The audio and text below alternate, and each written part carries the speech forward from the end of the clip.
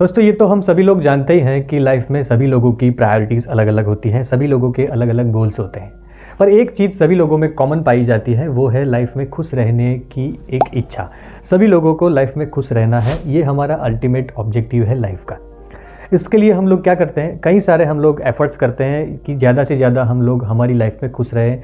पर वो एफ़र्ट्स जो होते हैं वो ज़्यादातर हमारी बाहरी दुनिया से रिलेटेड होते हैं। यानी कि एग्ज़ाम्पल अगर आपको दूँ तो कहीं हम लोग घूमने फिरने जाते हैं, खुश होने के लिए जाते हैं। कुछ रेस्टोरेंट में, होटल में खाना खाने जाते हैं, खुश होने के लिए जाते हैं। किसी से मिलते हैं, सोशल गैदरिंग करते हैं, पार्टीज़ करते हैं।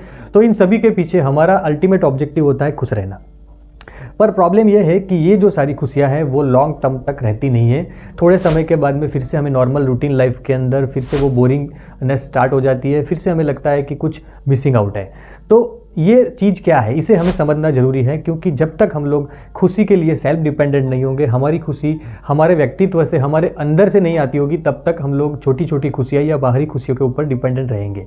तो आज हम लोग बात करने वाले हैं कुछ ऐसी समस्याओं के बारे में जो एक्चुअली हमारे अंदर घट रही है, पर हम उसे नज़रअंदाज कर रहे हैं, अवॉइड कर रहे हैं, उसे स्वीकार नहीं कर रहे हैं। देखिए, सबसे पहली जो स्टेप है खुश रहने के लिए, वो है हमारी समस्या और हमारी वीकनेस को एक्सेप्ट करना। जब तक आप उसे एक्सेप्ट नहीं करोगे, तब तक आप उस चीज़ से बाहर नहीं आ पाओगे और उस चीज़ का सॉल्यूशन नहीं आएगा। देखिए, यहाँ पे दोस्तों मैं अपना एज अ साइकोलॉजिस्ट एक एक्सपीरियंस शेयर करना चाहूँगा कि मैं जितने भी लोगों से मिलता हूँ जिनको कुछ ऐसी समस्या होती है, जिनमें मैं समस्या देखता हूँ, शायद वो मुझे मिलने ना भी आए हो, पर जब भी मैं उनके साथ इसके रिलेटेड कुछ बात करता हूँ तो ज़्यादातर लोग रेजिस्ट करते हैं। वो स्वीकार नहीं कर पाते हैं कि एक्चुअली हमारे अंदर ये समस्या है और हमें इसके लिए कुछ करना चाहिए, किसी की हेल्प लेनी चाहिए, उसके ऊपर वर्क करना चाहिए।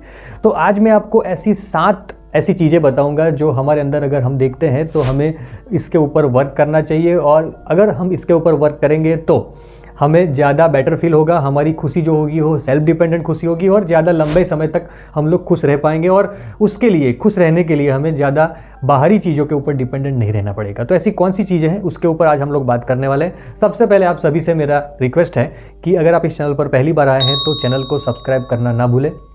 हमारे चैनल पर हम लोग रिलेशनशिप और मेंटल हेल्थ से जुड़े हुए कई सारे ऐसे टॉपिक्स जो होते हैं, जो हमारी लाइफ को ज़्यादा बेटर करते हैं, हम ज़्यादा खुश रखते हैं हम लोगों को, उसके ऊपर डिस्कशन करते हैं। तो सब्सक्राइब करना बिल्कुल ना भूलें। दोस्तों, सबसे पहली जो मैं चीज़ देख रहा हूँ, बहुत से लोगों में ये कॉमन दिख रही है और उसकी वजह से वो लोग ज़्यादा खुश नहीं रह पाते हैं, वो है ओवर थिंकिंग। जी हाँ दोस्तों, ओवर थिंकिंग मेरा मतलब है कि ज़्यादा सोच विचार करना, एक ही चीज़ के ऊपर रिपीटेडली एक ही तरीके के विचार की श्रृंखला कंटिन्यूसली चलते रहना। ओवर थिंकिंग, किसी भी चीज़ में डिसीजन ना ले पाना, क्या ये सही है गलत है वो डिसाइड ना कर पाना, और हमारी एनर्जी, मैक्सिमम एनर्जी एक ही चीज़ के ऊपर लगा देना ओवर थिंकिंग करते करते, और कंक्लूजन में कुछ नहीं।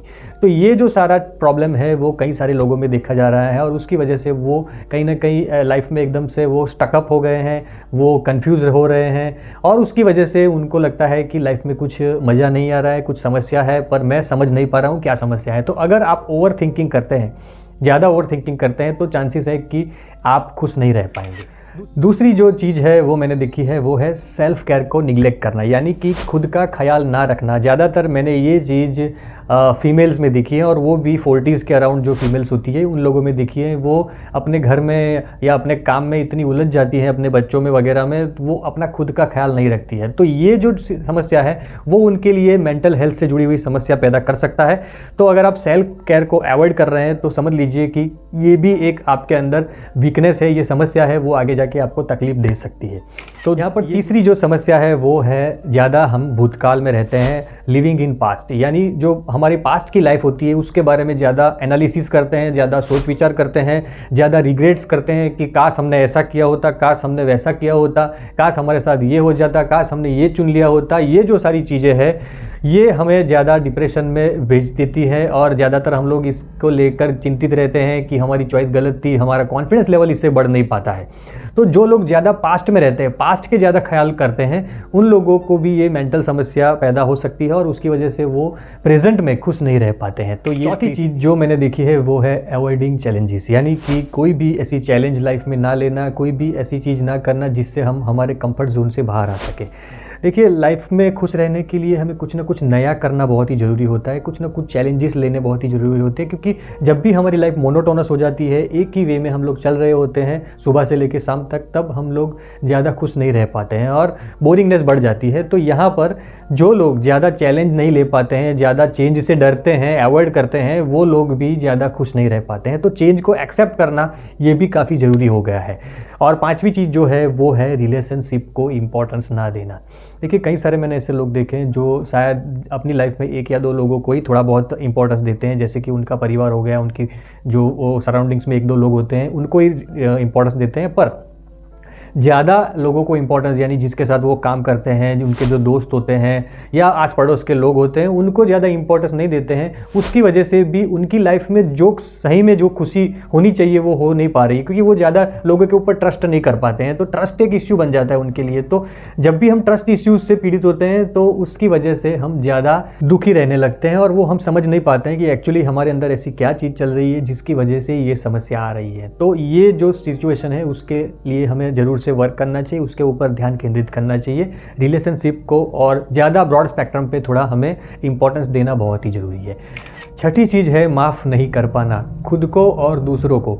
छोटी छोटी बातों से हम जिस चीज़ को लेकर नाराज़ होते हैं, जिस व्यक्ति को लेकर नाराज़ होते हैं, चाहे वो छोटी बात हो या बड़ी बात हो, अगर आप अपनी लाइफ में ऐसे किसी भी व्यक्ति के साथ जुड़े हुए हैं या पहले जुड़े हुए थे जिसको आप माफ़ नहीं कर पा रहे हैं, तो चांसेस बहुत कम है कि आप अपनी प्रेजेंट लाइफ में ज़्यादा खुश रह पाएंगे। काफ़ी सारे मुझे ऐसे लोग मिलते हैं जिनको बॉडी में अलग अलग जगह पर पेन होता है, वो पेन समझ नहीं पाते हैं, मेडिकली भी अगर देखा जाए तो उसके पीछे कोई रीज़न नहीं होता है, पर फिर भी उनको ऐसी समस्या होती है। तो वहाँ पर अगर मैं उनका साइको एनालिसिस करूँ या उनसे बात करूँ, डीप डाइव करूँ, तो मुझे समझ में आता है कि ऐसी उनकी लाइफ में घटना हुई है जिसकी वजह से वो कुछ व्यक्ति को माफ़ नहीं कर पाते हैं। कई लोग ऐसे होते हैं कि खुद की गलती को भी वो स्वीकारते नहीं हैं और खुद को भी वो माफ़ नहीं कर पाते हैं कि शायद मैंने ये गलत कर दिया, ये कर दिया, वो कर दिया, उसमें से वो बाहर नहीं आ पाते हैं। तो फॉरगिविंग यानी माफ़ करना बहुत ही ज़रूरी है। आगे बढ़ना लाइफ में वो मायने रखता है, ना कि पिछली गलतियों को दोहराते रहना और किसी के ऊपर ब्लेम डालते रहना। तो माफ़ करना हमारे मेंटल वेलबींग के लिए बहुत ही ज़रूरी है। सातवीं और आखिरी चीज़ है